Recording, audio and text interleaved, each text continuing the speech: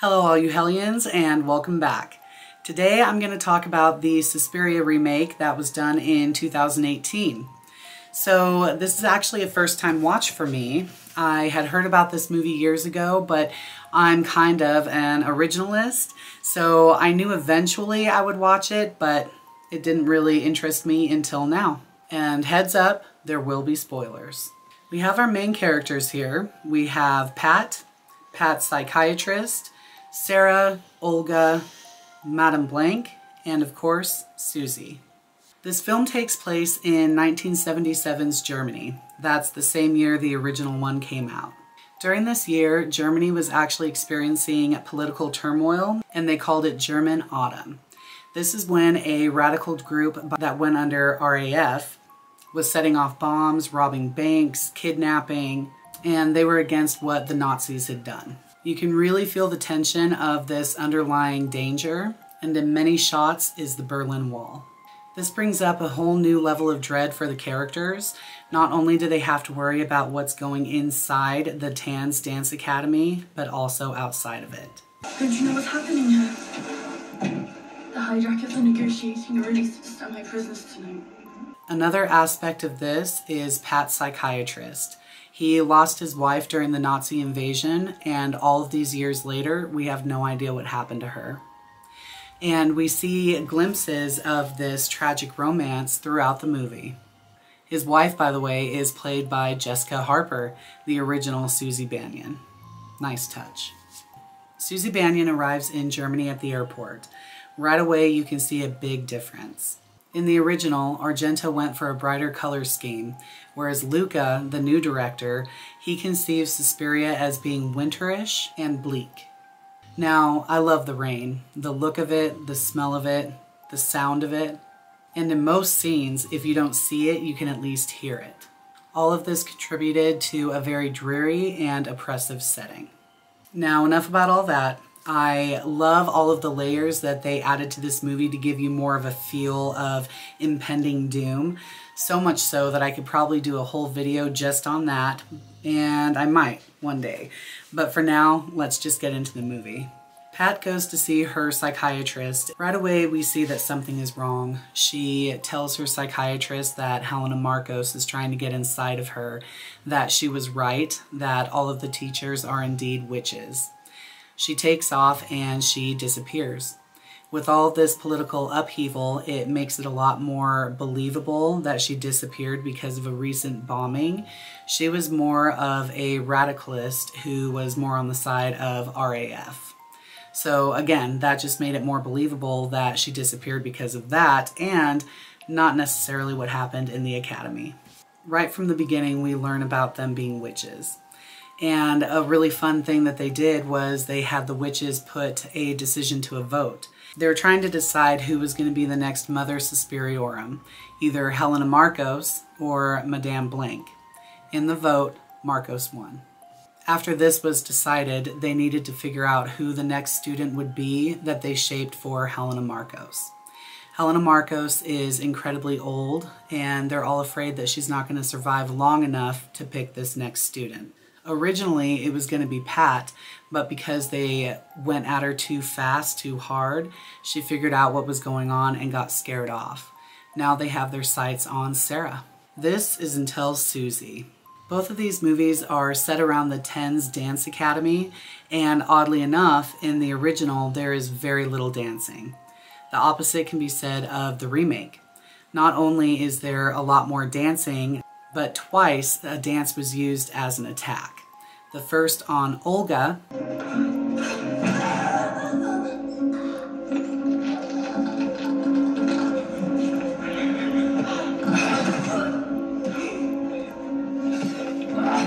who did accuse them of witches after Pat's disappearance, and then Sarah.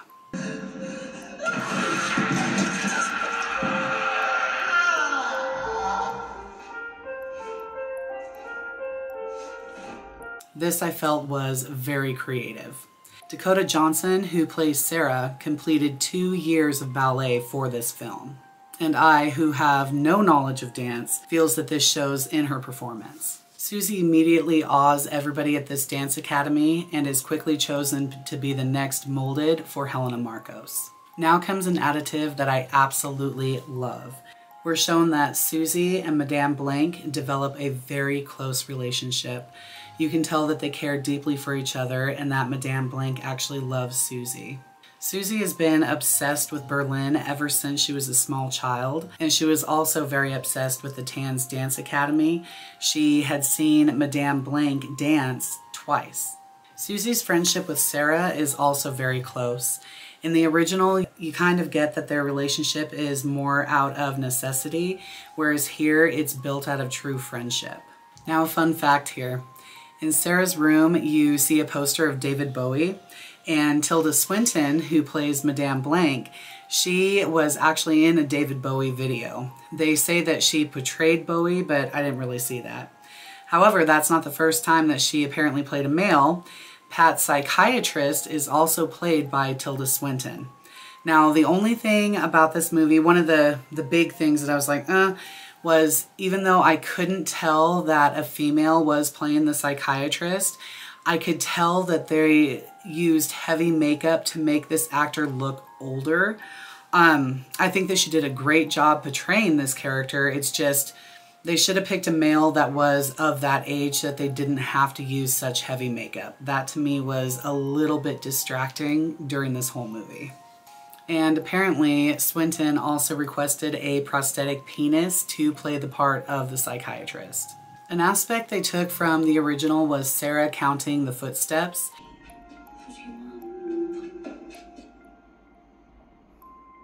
It's a small thing, but it was kind of fun to see.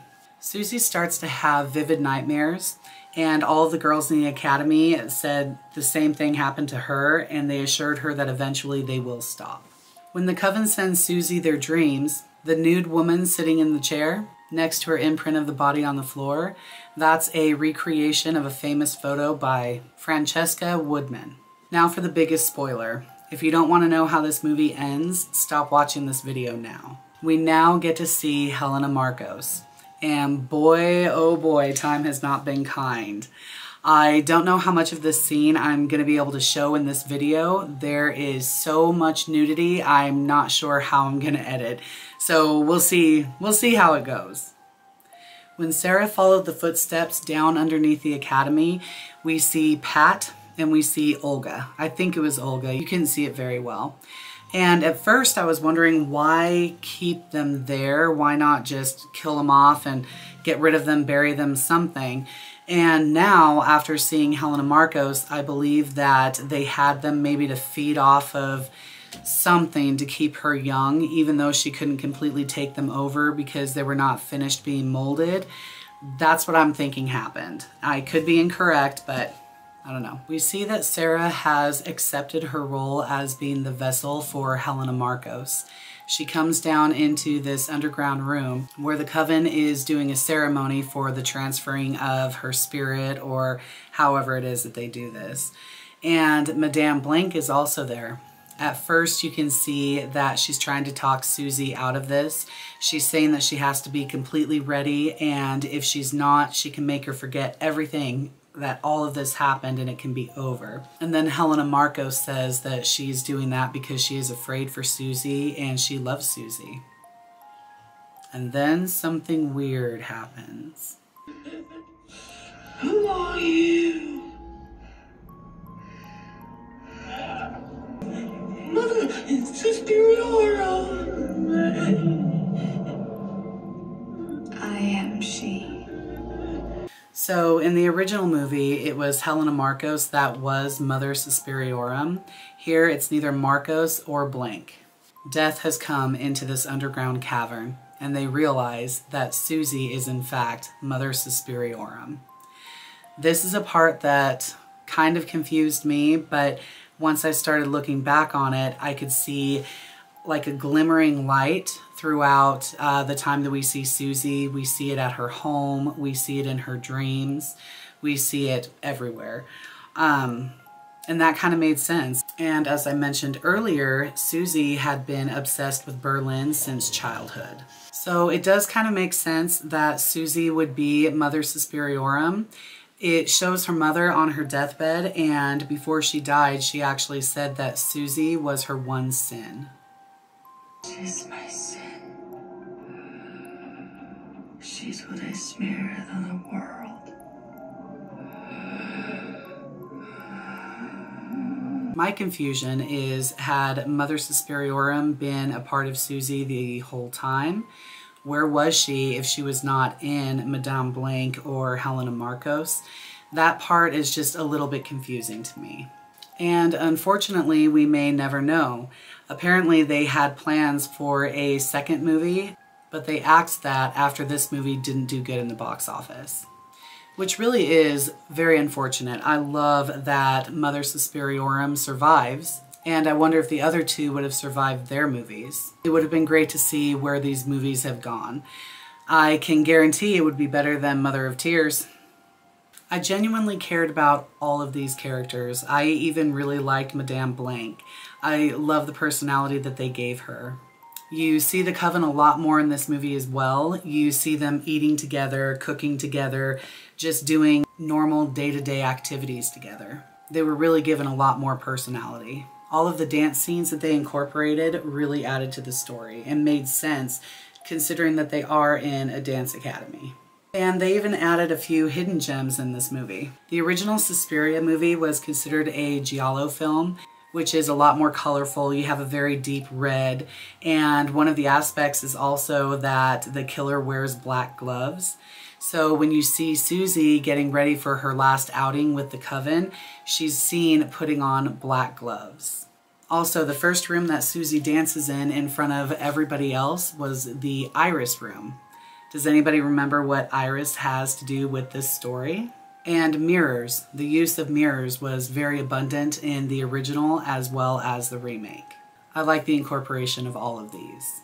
One last fun fact for you. The writer of the remake actually admitted to having never liked the original, and Dario Argento said the remake did not excite him, that it betrayed the spirit of the original film. There is no fear, there is no music. He is correct about the music.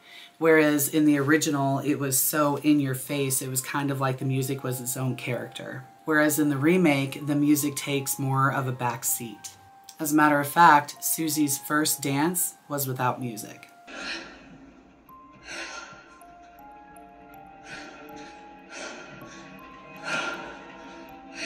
So I get what Argento said about the music, but not about the fear. I think they did a great job having you feel the fear that a lot of these characters went through. As a matter of fact, Dakota Johnson, she said that she got so fucked up during the filming of this movie that she had to seek therapy. All of this being said, I do prefer the original to the remake. I don't know if that's out of nostalgia or if it is just a superior film. I also love the remake as well. It's definitely going to be a movie that I'm going to see over and over, even though I'm really bummed they're not going to be making the other two. I am giving Suspiria 2018 4 coffins. And who knows, the next time I watch it, it might end up being 5 coffins. I genuinely loved this movie. So if you guys enjoy watching my videos, feel free to comment and subscribe. See you all next week.